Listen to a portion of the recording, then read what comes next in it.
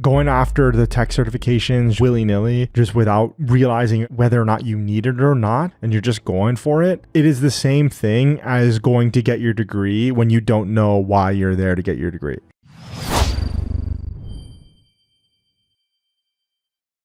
Aloha folks, and welcome back to Degree Free. We have a mailbag where you can get your question answered as well at ask.degreefree.co. You can leave us your question there and get your question answered. Today, we are going to go over a really good one. This one is from Crystal, and let's get into the question. Hi, my name's Crystal, and I have a 17-year-old son who's going to be a senior this year, and he's incredibly interested in computer technology, IT tech. We're just not really sure what to do about that. I work in the medical field, so I have no experience in any of that. Dad's in finance, so we both have degrees that we paid dearly for and would love to have another idea about options for him as far as like a computer trade. He does have the opportunity to have a completely paid for associate's degree in like computer engineering through a local community college scholarship program. That particular college is actually awarded the #1 college. It tied for first this past year in the nation. So it is a very good community college. So the program is legit and it is offered for free to him as long as he doesn't mess up with grades or truancy or anything. So just looking for some advice if there's any career paths that we haven't thought of or schools, trade schools specific that would be better for him. Crystal, thank you so much for the question.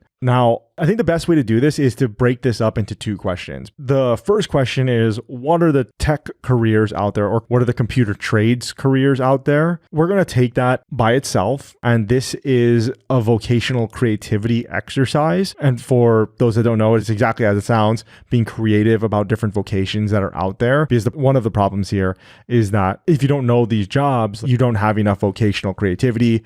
This is both Crystal and her husband and the 17-year-old son as well. And we are going to help come up with some job ideas here.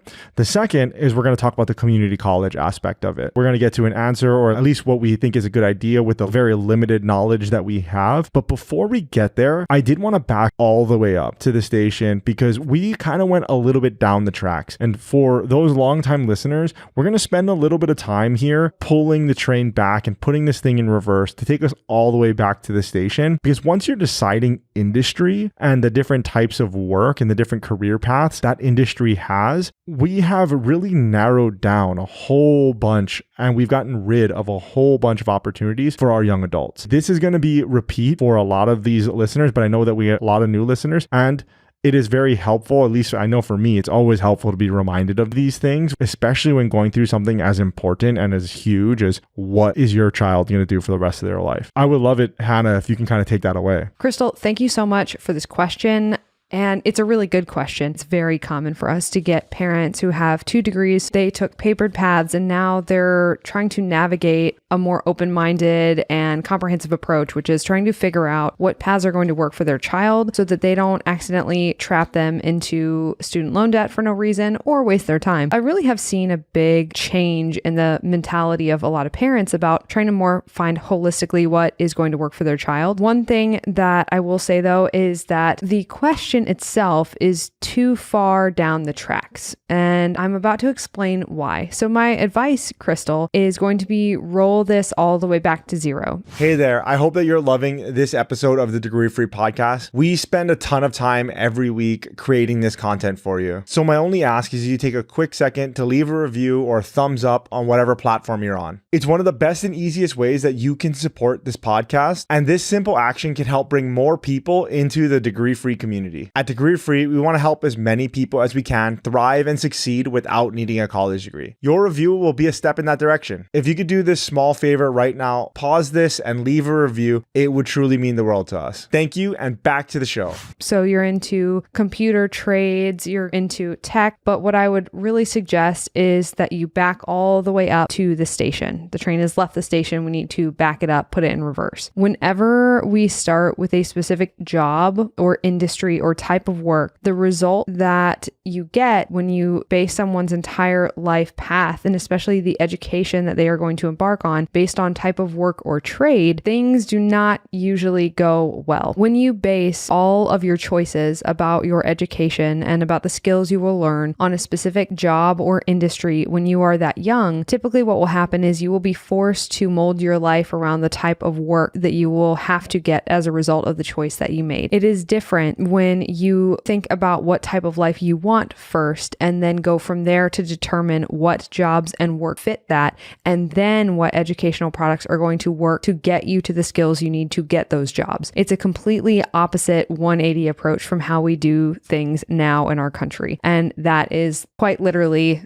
the degree-free way, how to help your 16 to 20-year-old build a life that they want. There's a very simple exercise to do that, while not easy, is extremely worthwhile. Sit down with your son and have him figure out what type of work environment he would like to be in. And by that, I mean, is he going from site to site, traveling to different jobs? Is he going into an office? Is he working from home? Is he working remotely, which doesn't necessarily mean from home, but he could travel, those types of things. And then schedule. If he could work when he wants to work, when would he work? Morning shifts, evening shifts, 4 days a week, that type of thing. Now, income is another big one. Ryan and I often will say it's the biggest one because everything else is downstream from that, usually, like the work environment you're in and then the location that you're in and the schedule you can have later. But income is a huge one. And then location, which is where you live and do your day-to-day work. And the real thing that you need to do with him is sit down and have him place these things in order of priority to him. So have him figure out and think about how much money he needs to make to live the way that he wants to live. Have him figure out where he wants to live and do work. Does he want to move to another town? Do you guys have friends or family somewhere? Or did you move from somewhere and he wants to go back? Is there just some place he's always dreamed of moving? Or does he want to stay in your hometown? If your hometown's expensive, his expenses will also be fairly large. And so he'll have to earn a certain amount of income if he wants to stay and build a life where you all live. What sort of work environment does he want to be in, day out? And then if he can work when he wants to and be able to have a lot of his life to himself because his schedule works for him, when would that be? And have him prioritize those things in order of how important they are to him. Once you have that 4 stack, you can figure out which jobs fit his priorities. Because now that you know we're optimizing for jobs that make $65,000 a year, that make $80,000 a year, or we're opting for jobs that are in Hesperia, California, or we're optimizing for jobs that are in Boise, Idaho, or we're optimizing for jobs in Vermont. Well, his biggest priority is actually having a 4-day work week because he wants to start a business on the side. Now we're looking for jobs that allow for 4-day work week. Now we've covered the basic things. You are looking for jobs that fit his priorities, not looking for jobs and then trying to fit his priorities and squeeze them into whatever jobs. So for me, the biggest thing here, and we do it in the degree-free way, is what Hannah's saying is priorities, and priorities do matter, but the easiest way to do it is to just do it into 2 buckets, and it's needs versus wants. The needs are absolute things that must be necessary for him to pursue that type of work. And what we say is the less needs, the better. If it's $50,000 a year, there are a lot of jobs out there that pay $50,000 a year. But then if you add another one on there, another essential must-have for work, another need that says, okay, well, I only want a 4-day work week. Well, now we have to find a job that does 4-day work week, or at least a career path that has a 4-day work week and the potential for a $50,000 a year. And then now let's add one more. Now it's, I need to do a $50,000 a year job, 4-day work week, and a job where I don't talk to anybody. And now when looking at our career paths and looking at the jobs out there, and those are 3 large hoops that the job must go through, and that whatever career path that is must jump through before you're able to consider it. Priorities are good, but the easiest way to do it is the way that we have it laid out in the degree-free way, which is why we laid it out that way. It's needs and wants. And then once you have all the needs done, let's just say it's $50,000 a year, just to make it easy. Now, you can put an infinite amount of things in the wants column. Everything under the sun, really. That's totally fine. And those ones you can prioritize if you want. In the book, we don't prioritize it because we've seen that there is a lot of back and forth, and it takes a lot to prioritize your wants. But if he feels like he needs to prioritize what his biggest want is, especially if it's as broad as $50,000 a year. So if the need is as broad as $50,000 a year, the wants and prioritizing those wants are going to be very useful to help filter out a bunch of other different jobs. So what I mean by that is $50,000 a year, you can almost do any career path in this country to get to that number. The wants are going to be really, really helpful to help filter it out. Maybe the number one want is work environment. I want to be outside. Well, that eliminates a lot of inside jobs. It eliminates all inside jobs. And then you add another want underneath that says, I want to work with animals. Perfect. Outside in animals. Now we've eliminated a whole bunch of other jobs that isn't working with animals. Where the prioritization really comes in is when you're looking at your wants list. The needs are absolutely binary. It either is or is not whatever that need is, whether it's a schedule, income, location, work environment, industry. And we say at the industry, we're in the danger zone when we get into industry and we put a need there, because we end up honestly with questions like this, which they want to work in computer tech. That is the need.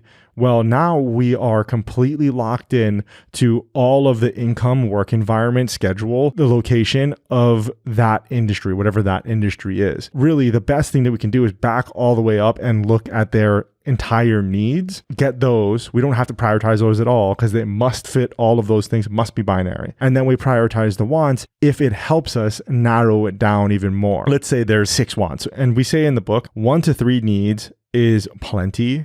We really shouldn't have more than 1 to 3 needs, especially at such a young age. It makes it really difficult to find work opportunities and to find jobs that fit those things. But if they do have 6 needs on there, then you don't really need to prioritize the wants, because it's going to be really hard to find a job that has all 6 of those needs and fits all 6 of those needs. But if you find that you have 30, 50, 60 job opportunities, career path that fit all of those 6 needs, then prioritizing the wants is helpful. Yeah, the problem with saying a computer trade is that it really limits him by the smallest filter first before everything else. So if you think about it like a funnel, like you were saying, when you have computer trade at the top and then even further upstream from that, you now have specifically this college and this degree, you disregard everything else underneath it. Your needs and wants don't come into play at all. It's just this thing is here and I'm choosing this type of work really young. And it's not that it's the wrong work necessarily, but if you choose that way, there's a couple problems with it. So maybe there aren't tech jobs in your area. Maybe there aren't remote companies if he wants to work remotely. Maybe being with people is important to him early on in his career, and maybe there aren't in-person opportunities where you live. Maybe staying in your hometown is a priority to him, and that would keep him from doing these things. Like taking this specific course would mean he can't stay in your hometown because there's no work, and he wants to work in an office with other people. That's one of his needs. So free degrees are better than debt degrees, but that doesn't necessarily mean that community college is the right next step for him, even if it's free. Now, we're about to get into how to research different tech careers, but you have to know how much he wants to make, what sort of work environment he wants to be in, what sort of schedule he prefers, and then where he wants to live. Because the type of jobs that you are going to look for will be dependent on those things. Now, once you satisfy those needs and those wants, you're in exploration mode. You are not in, let's pick a computer trade at this specific college and send him to this specific program, because you're not sure yet that that's the right move. It might be, but you have to think through it first. Should he go to community college? I don't know, because you need to make sure that if he gets that community college degree, it has a direct application to a job that will fit his needs. That way, his life is not going to be forced to form around and squeeze into whatever little box this degree gets him. What it's going to do instead is make sure that the degree is a check on a list that he actually needs to get in order to get a job that fits his needs. Since we're already here at the community college question, I wanted to just go ahead and answer it fully. The community college question is a difficult one because it's free as long as he keeps his grades up and everything like that. But is it really free? So free in money? Sure. Free in time and effort? Definitely not. If it's free while he's still in high school and he can do it concurrently while he's in high school and it fits whatever makes sense for him, I would even say, even if it doesn't fit exactly congruently to all of his goals and he's going to be in high school anyway, as long as you're not going to go and buy a college degree afterwards because he tried to get that associate's degree, because he tried to get that training in there, then I don't see the problem in doing it. Just know that those types of classes are a gateway drug to buying more and getting you to go through with the purchase of actually getting that associate's degree or actually getting that certificate. If he's curious about those things, increasing the breadth while still in high school, especially while still in that cocoon, in that he's got to do it anyway, he might as well take classes that he is interested in and that he wants to do. And it's free and it's at the community college. That makes a lot of sense. I'm totally in there. I'm just very wary of doing that because your propensity to continue to buying afterwards, regardless of whether or not he needs it for his future career path, is super, super high because he's already put in the time and effort to do it. But since he's already in high school, putting in the time and effort and must put in that time and effort, then he might as well put it towards something that makes sense for him, or at least that he wants to learn, that he's interested in. And now where I would say would take a lot more thinking and a lot more going through these steps that we talked about is if we're talking about going to community college after he graduates high school. If he goes after he graduates high school, regardless if it's free, it's not free because he has to spend time and energy going to those classes and learning those things when maybe he doesn't have to be there in the first place. Maybe there's a more efficient method to getting him to his goals. That is really where the heavy lifting begins, because you're going to say this program is free in money, so I don't see why we wouldn't have him go here. But what he's paying for is his time and energy where he's in community college in this program where he's probably not working in his field that he wants to go into. And on the flip side, it would be we forego the quote free thing and he pays with his time and effort into an actual job that gets him the skills that he needs to get his next job and into the skills that he needs to get his next job after that, so on and so forth. Build the foundational skills for the things that he actually wants to do for the life that he wants to build. Then that makes a lot of sense because he actually gets paid to do those things. Another option here is something that is paid. So a paid specific type of schooling or boot camp that is higher quality because it suits the skill set he actually needs. Because a free 1 to 2 year community college program is a giant waste of time, even if it's highly rated, if it's not the right thing that he needs to actually get work that fits his life goals. That is a long-winded way of saying it really just depends, but just be wary. Just because it's free doesn't mean it's free. And just because it's free doesn't mean that he should go. Still think about it. It's still 2 years, or it's still 1 year, or it's still 6 months, or it's still 2 weeks, however long this program is, of some of the freest, most important time of their life to go and take bigger risks, to learn the skills and lay the foundation for the rest of their lives. And so just think for a second about that. So that answered our second question, which turned into our first question, which is the community college. And then now let's talk about the vocational creativity question. So this is where if you go through this process and you find that the computer hardware tech field is for him, it does fit his needs. Now what you can do is go do the hard part. This is going to take hours just to level set. We know that because this is what we do in the launch program. It takes a very long time and you're going to have to research. And the way that you can think about this is always imagine that you can go further up and further in and around different jobs. So we're going to call those job families just so you can picture this. Make sure that you're not just leaning on the BLS or college resources. College resources or community college resources often have really limited options as far as careers go because they have to constrain what they offer to things that are available for federal funding. And so they are plugged into the BLS, which is the Bureau of Labor Statistics. Because of that, a lot of new and emerging technology, it takes one, a long time to get down to the college curriculum level. And then two, oftentimes they might not even have that as an option because they just haven't developed it or it's not formally in the BLS. For especially a lot of hardware and engineering and computer engineering jobs or new and emerging fields, that is extremely common because one, community college might not have the type of tech that they need to teach young adults those things, especially if it's hardware. And then not only that, but oftentimes it's just fairly complicated new types of technology. And so they don't even have it listed as a job. So if you were to look into in-demand technology and in-demand computer hardware tech trade jobs, you won't even find the jobs that come up because they haven't even made it into the BLS yet. And because they haven't made it into the BLS, they also haven't made it down to the community college level either. The way that I wanted to handle answering this question for me when I thought about this is thinking about computer tech. I'm thinking that that means working with hardware, being a network tech, being a network administrator, IT support, that type of thing. But because Crystal, you said that both you and your husband work in the medical field and work in finance. You might not know all the jobs that are out here. I went ahead and I thought about some hardware and then some software because maybe we're just thinking about, instead of like computer tech, in my mind, that goes to hardware. But if you weren't thinking that, we can cover some software side as well. For computer tech, hardware side, like I said, there's network technicians and administrators, and this is just vocational creativity for everybody, thinking about the different types of jobs that are out there. Once again, I have no idea if this is going to work for your 17-year-old son. I have no idea if these are going to fit any of his needs.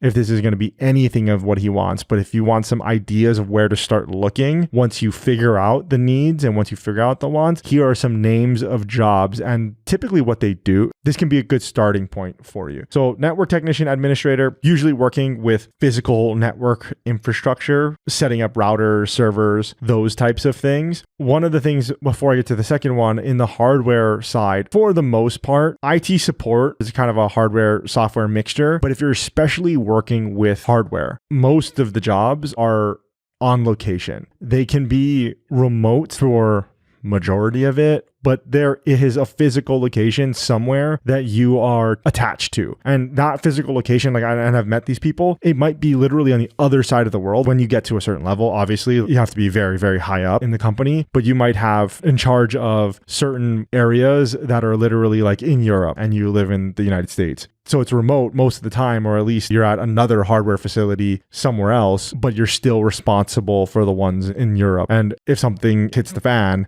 you got to go. If you're looking for like fully remote work, hardware is not the best place to get into it. Although eventually when you get up there, a lot of times higher and higher you go, they're a lot more lenient with where you can live. You just have to travel a lot more. One of the things that I did want to say about this, sorry, I didn't have this on my list or anything like that. I was just thinking about it at the top of my head. I was having dinner with a few guys that were in this space, and specifically they set up very specialized data centers, and they were all hardware guys, procurement. They all work in big companies.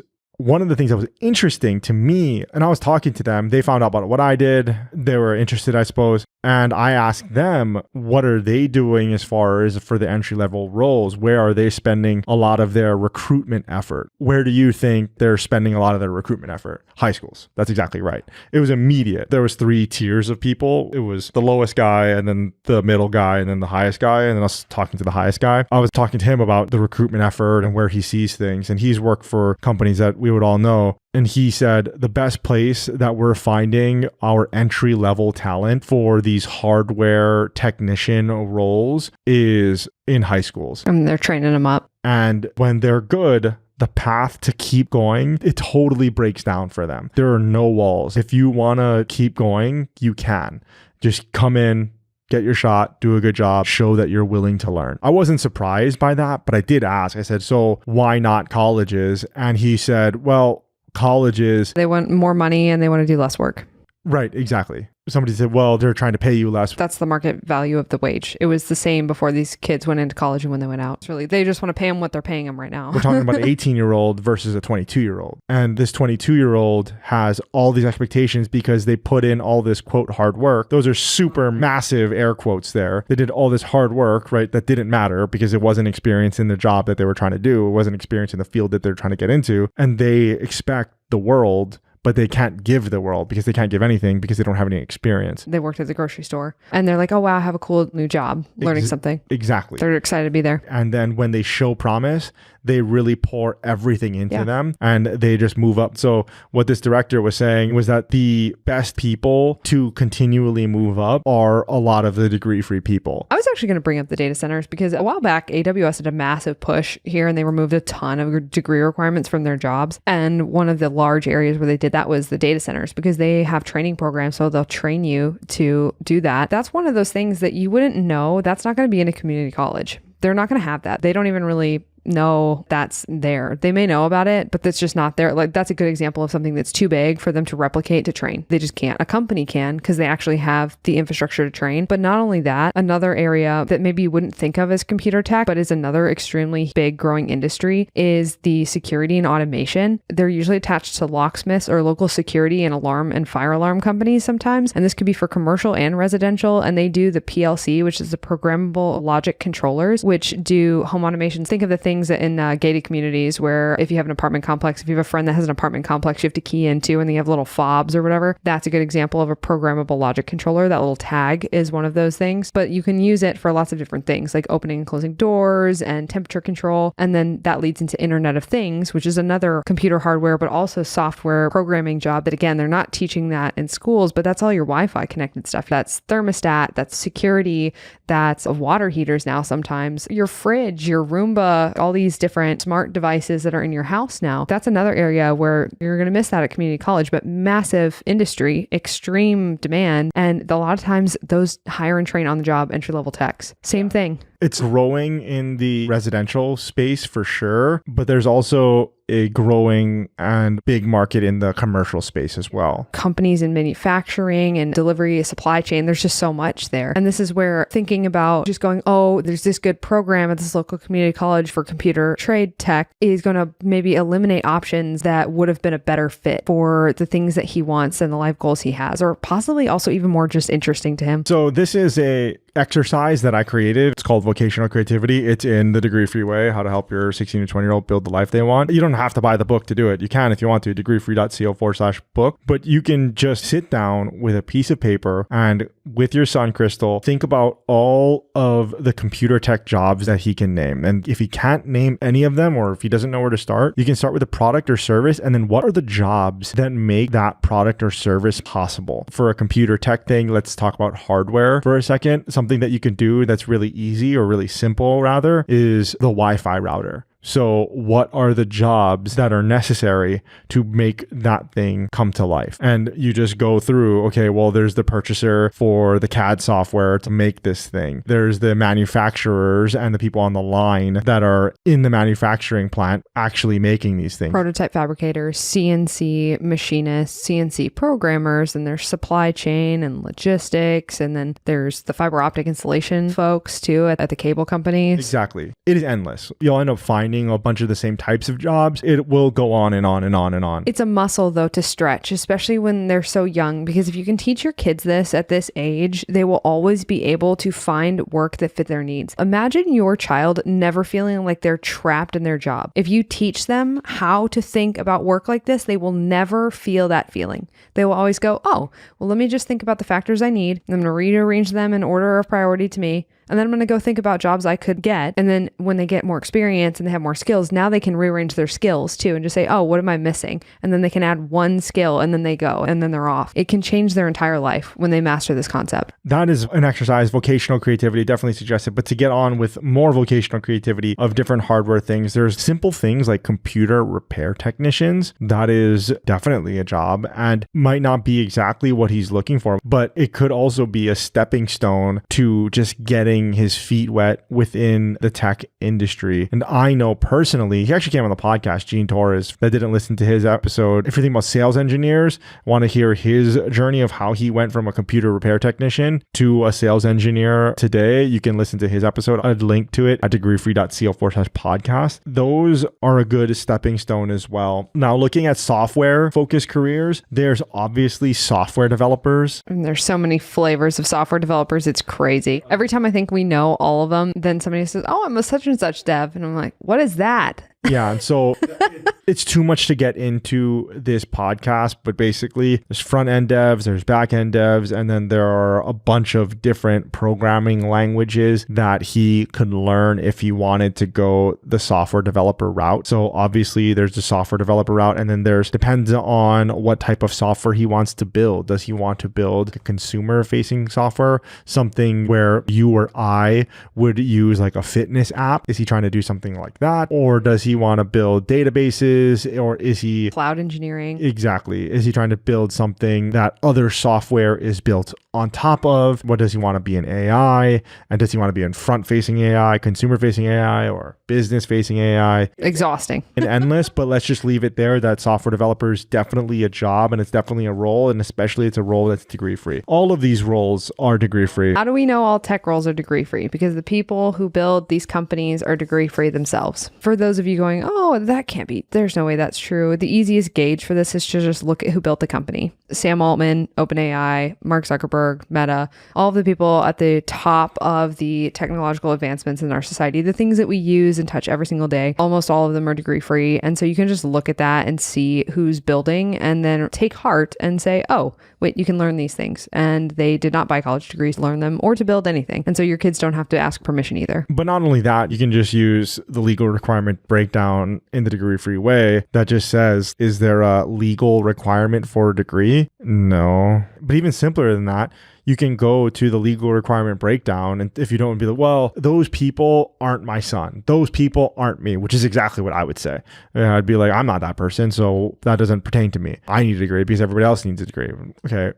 Sure. But then you can just go to the legal requirement breakdown here in the degree free way. It's just 2 questions. Does this job legally require a license? Yes or no? No, it doesn't. Okay. Nothing in software legally requires a license unless you're doing like government contract work. Really what they're looking for is like specific licensures, like CISSP or whatever. That's what I'm saying. They need it for their contract. And that's basically the exemption to this is if you're working with the government at all, certain licenses and certain degrees are required. But if you're not going to work with the government, you're just going to work in the private sector, it's totally fine. If it's yes to does that job legally require a license, which not many jobs do, does the license legally require a degree, which in tech, it never does pretty much. That is the way to tell. The next job on the vocational creativity list is cybersecurity analyst. You work to protect systems from threats. The way I describe this when we talk about this in the launch program is I say a cybersecurity analyst is a defensive cybersecurity person. There's defensive and offensive cybersecurity to oversimplify this. And cybersecurity analysts are defensive cybersecurity. Their job is to monitor and report and minimize risk. Whereas there's another side of this, which is certified ethical hackers and then penetration testers, which are sometimes the same thing. But a CEH is an actual certification that you can get. Those are defensive cybersecurity people. So imagine bank robbers who are hired by a company to see if they can break into their bank. But instead of a bank, they're breaking into their computer systems, to their network systems, to their software, and just seeing if they can break things. That's their job. And then they report on it so that they can close up those weak spots. And then the last one that I want to talk about is a cloud support specialist, and that's providing support for cloud-based solutions. And cloud software is basically just large places where companies can store very small pieces and large amounts of very small pieces of data. We explain this a lot to people who don't know what it is. It's just a very funny term. For what it is. Because it's totally physical. It's not a cloud at all. All those data centers we're talking about are the cloud. Cloud are giant warehouses full of servers. Exactly. Which are very much not cloud-like at all. Those guys that I was talking to at dinner a few months ago, those guys are building the cloud. Do you think that they workshop that? Do you think they were like, we can't just say the mountain? And that cloud is a very physical place. A few miles away from where we are, they have a cloud in X, Y, and Z in Europe, and then another cloud in the Middle East. And it's just like, it's not the cloud. I think it was IBM. Like giant vaults. I think it was. Did they decide it was cloud? I think it was their coining of that term or something. That's funny because I feel like they're not even one of the big player in the space, right? It's AWS, Google, and Microsoft. I didn't fact check that, guys. That's off the top of my dome. So please, in the comments, please fact check me, Spotify, YouTube. But yeah, the cloud, I will say it's a very good marketing tactic because it really works. It's like nice and airy. Like, oh, just put it in the cloud. As opposed to store it in this tiny little chip inside the server in a giant warehouse with a bunch of metal. Right, exactly. Like I said, I don't know what else they could have called it because the cloud is much nicer, but the vault or the mines would have been more accurate. Yeah, cloud support specialist, they provide support for the cloud and cloud-based software. That's a really blanket term, but that's generally We're being really general here. Right, exactly. And then there is a whole wide world. I wanted to take 2 seconds to talk about it. I don't want to talk about it specifically because I don't want to suggest any of them because, Crystal, I don't know what your son's needs and wants are. So I don't want to suggest that he go get one of these, but I did want to talk about certifications for a second because this is definitely a way to maybe not circumvent, but fast track some of the validation of the skills that you're going to be self-learning or learning through different programs and different courses, things like that. Certifications definitely have a very prevalent role in the tech industry at large, both in hardware and in software. There are so many different acronyms. It's mind-boggling. Your eyes glaze over when you hear all the acronyms. I say this as somebody who, one, got my first tech job as a direct result of a tech certification. The only good tech certification is a certification that you have research that you see coming up often in jobs that fit your needs. That is the only good tech certification for you. Random tech certifications have no value. Targeted tech certifications that you see asking on different job descriptions that are jobs you want and that your son has gone, oh, that fits my needs. Those are worth getting. So if he keeps seeing cybersecurity analysts, like entry level or junior cybersecurity analyst jobs, and that's the job that fits his needs, and they keep asking for his CompTIA Security Plus, that's a good tech certification. But random tech certifications are not. And one of the things I wanted to caution about here too is that community colleges in particular are a little bit smarter than four-year universities. One of the things they have recently started doing is loading up their classes with certifications, tech certifications specifically. And that's really not the best thing in the world, because I'll see people who say, oh, I'm going to go take this class. I'm going to go take this course at a community college because they're going to give me my CompTIA Plus. And CompTIA Plus takes 2 weeks to study for and get, and it costs $300 to take the exam. And that is why they're doing it, because they'll make thousands of dollars off of somebody who, not in the case of Crystal's son, because at least it's free, but the idea that you should just go and take a community college class to get tech certifications is not smart, because if you have not thought through what you actually need and you're just trying to stack tech certifications because you think that they might be valuable, as opposed to have research specific jobs and you see specific certifications come up, the more words there are behind the certification, the more useful it is, especially if it's a specific software like Oracle or Azure, which is Microsoft. So you're looking for really specific ones because they need you to know how to use a specific type of software. That's why they're valuable. It's not because it's a tech certification. It's because they need you to know how to use a specific software to do the job that you're going to be hired for. And that's why they're valuable. And that's the only time that they are valuable. Just to play off of what you said just for a second, going after the tech certifications willy-nilly, just without realizing whether or not you need it or not, and you're just going for it, it is the same thing as going to get your degree when you don't know why you're there to get your degree. So maybe you're going to feel a little bit smarter because you're going to a community college. It might not even be a college. It might just be a course that you're taking online. It could be a pretty cheap course as well. And you're like, well, I'm getting it for $40 and I just have to self-study for 2 weeks, 3 weeks, a month. And then I get it. It's pretty simple, but you're doing the same thing as wasting 4 years of your life getting something that you shouldn't get or that you don't need. You're going to have all of these certifications in your education area, but you're not going to be able to get any of the jobs because you weren't targeting which ones you're getting. It's basically the same thing that's happening with degrees. One of the things I saw was Google with Coursera launched a few different certifications, data analytics, project management, a few different things. I think it was about 4 years ago, 5 years ago. And a bunch of people now are saying, oh, it's just not worth it. And I'm like, no, you didn't check to see if the job actually needed you to have it. And you just went and got it. And then nothing happened because you weren't targeted about the type of job you were trying to get with it. And so you just went out and bought a random tech certification in the same way that people go out and buy random college degrees and then go, oh, my degree didn't do anything for me. I'm like, yeah, that's because you didn't need to get it because you didn't need it for what you were doing, or it didn't serve a greater purpose in that it was going to enable you to get whatever job that fits your needs. That's the reason it didn't work out for you. Same thing with the tech certifications. And people just think that it's productive, but productive when you should be doing something else or doing literally nothing is actually not productive. And yeah, Crystal, that was for you. Thank you so much for your question. I hope that we answered it. That was kind of a 2-for-1. And I think that we answered both questions.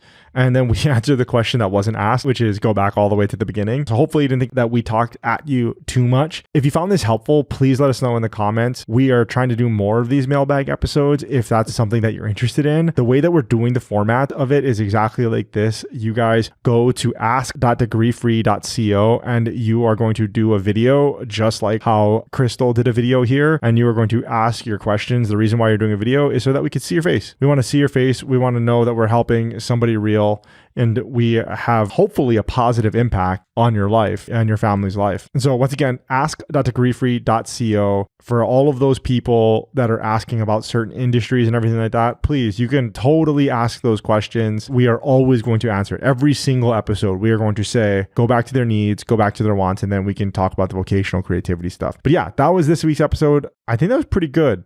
What did you think? I think it was very thorough. I feel good. And that was kind of a / vocational creativity one as well. And that's pretty much it. Until next week, guys. Aloha.